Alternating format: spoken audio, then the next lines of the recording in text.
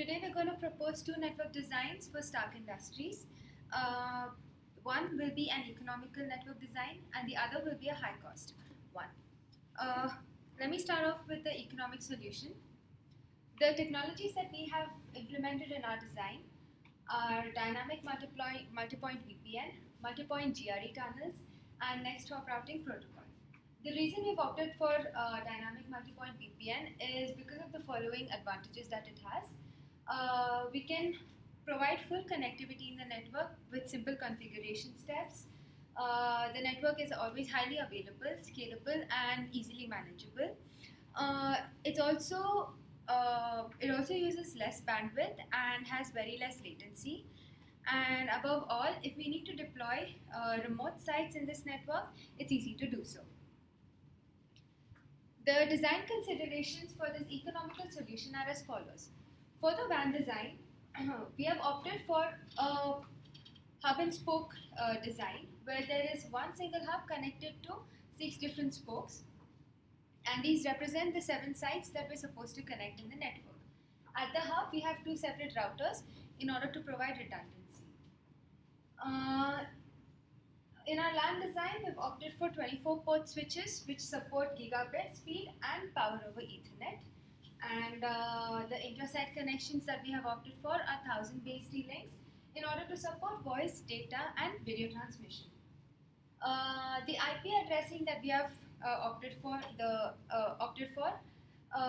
supports both IPv4 and IPv6 addressing, so that in the future, if we want to make the shift to IPv6 addressing, this network design will support it. We also have pre-acquired servers, and we choose to use those servers to deploy DHCP and DNS servers across the network. Then coming to routing protocols, we have chosen to configure our multi-point GRE tunnels to distribute the routes that it learns throughout the network. And as we're using internet for data transmission, security is a very important aspect, and to cover that, we have opted for IPsec technology because it's easy to apply these policies at the tunnel endpoints. And overall, for network management and monitoring, we have opted to go for open source network management softwares such as OpenNMS and Nagios. This is our network design. As we can see, there are two hub routers at the headquarters, where we selected Boulder as our headquarters. And each of the 6 different sites are spokes, and they're connected to each one of the routers at the headquarters. This provides redundancy, so that if any link goes down at any point of time, the backup link comes up and connectivity is always maintained. Talking about the cost, we've selected devices to perform the specific functions of be it hub router or a spoke router, such that the cost that is implied upon our design is as less as possible. The total capital expenditure on the devices and the links comes up to $52,890. We've also considered operating expenses, where we've made allotments for the internet, the connection to the internet, and payment to maintain the network admin, and the total operating expenditure comes up to $122,400. Finally, I'll talk about the timeline for implementation. We expect the first week to be used up for planning, presenting, and designing the network and getting the required approvals. The second week will be used up for obtaining the licenses and the connection from the ISP. And the third week will be used up for setting up the hub and spoke routers at the locations. In the fourth week, we'll be setting up LAN infrastructure at the headquarters, and we'll also configure DMVPN at the hub spoke for WAN connectivity. In the fifth and sixth week, we'll set up LAN infrastructure in the remote sites and configure the DNS and DHCP servers and wrap up that section of the network implementation. And finally, in the last 2 weeks, will carry out testing and debugging in order to ensure that the network design is robust and it can face failures. Coming to the high-cost network design, we are using Layer 3 MPLS VPN since it is extremely scalable.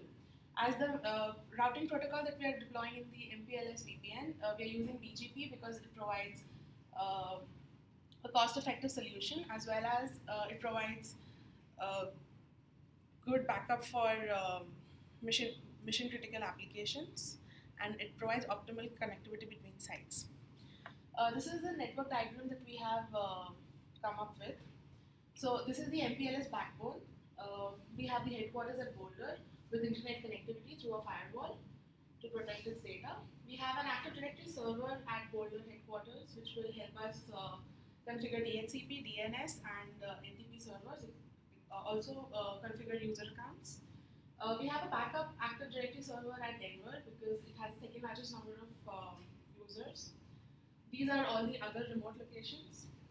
These are the customer edge routers, and these are the provider edge routers. This is the entire MPLS backbone connected with optical network. Going to the cost, we have Active Directory installed for NTP, DHCP, and for centralized administration. This is the exact summary of all the devices that are used in the network, and the one-time expenditure comes out to be around $9 million. Going to the operational expenditure, we have costs for Active Directory, the administrator salary, the ISP fees, the firewall maintenance, etc. And this comes out to be around $6 million per year. We're using Active Directory for configuring our DHCP server so that all our users get IP addresses. We have DNS server for domain name services.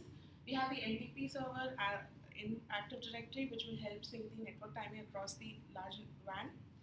And we have user account configuration done through Active Directory so that any new user can be aligned to its department, and accordingly the rights can be provided. While doing this design, we kept in mind a few things. We went for scalability since our network is using 48 port switches. Adding new users to the network is pretty easy. Since the provider edge routers are also, they have a good number of ports extra, so it will help add new locations to them. The optical MPLS fiber network backbone is extremely is a full mesh which will provide full network connectivity. And if one link goes down, the other would come up, and that way we do not have any downtime. We look at the complexity part. Yes, our network might look a little complex, but we have a trade-off between the complexity and the reliability. We are trying to provide a more reliable solution, and just the full mesh network might seem a little complex.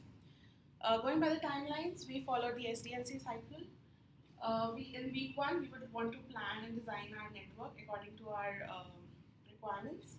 In the second week, we would go for the regulatory licenses. For the third week, we have setting up of the PE and CE routers at various locations. For the fourth week, we have MPLS and WAN connectivity done by the provider. And we have the setting up of the LAN infrastructure at the Boulder headquarters. In the fifth week, we would go ahead and establish the LAN network at the remote sites. And also, we would want to configure the Active Directory domain controller, which would help us with various other functionalities. In week 6, we complete the LAN and WAN setup. And in week 7, we test and debug the network. And if required, we can make some changes according to what it is needed. Thank you.